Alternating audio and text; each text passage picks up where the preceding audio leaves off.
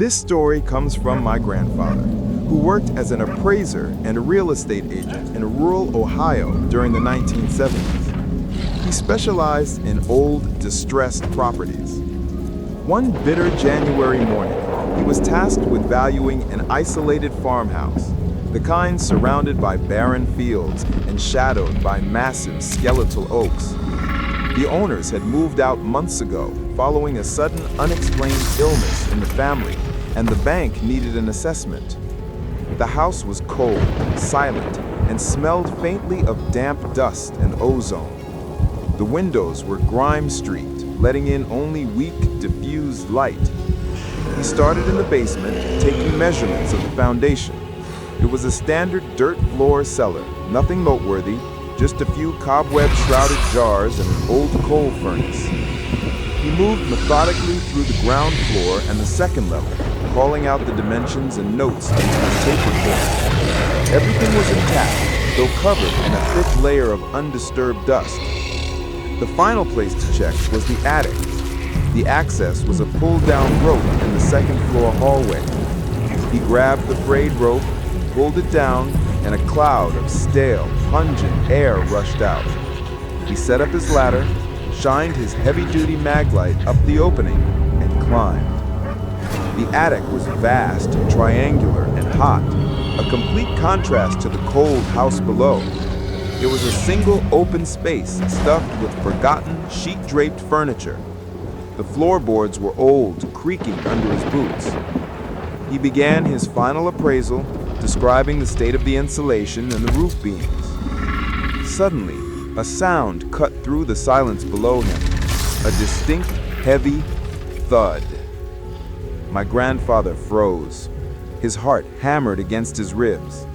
The sound had come from the second floor, exactly where he had left the open attic access. He had been meticulous. He knew the house was empty.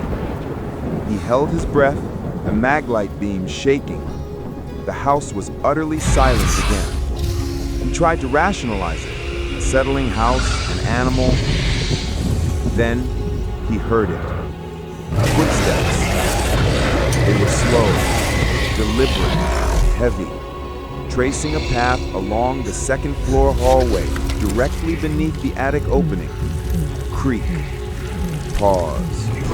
Creak. Pause. They sounded like someone wearing boots, someone not trying to be quiet.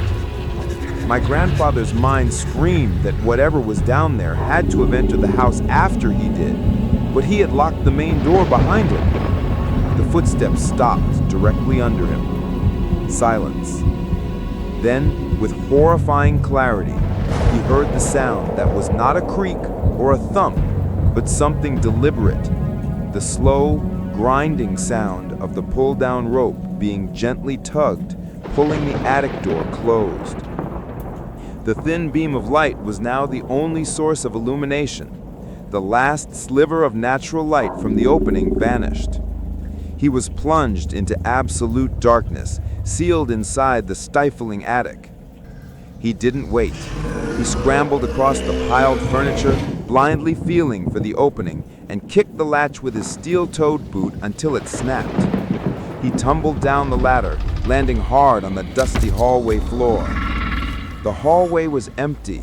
The front door was still locked. He did not stop to grab his tape recorder or his clipboard.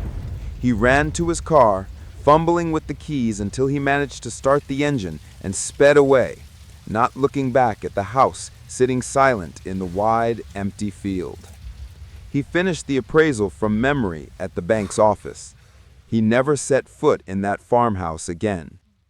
The bank eventually foreclosed and bulldozed the structure. No one ever found out who or what had been inside.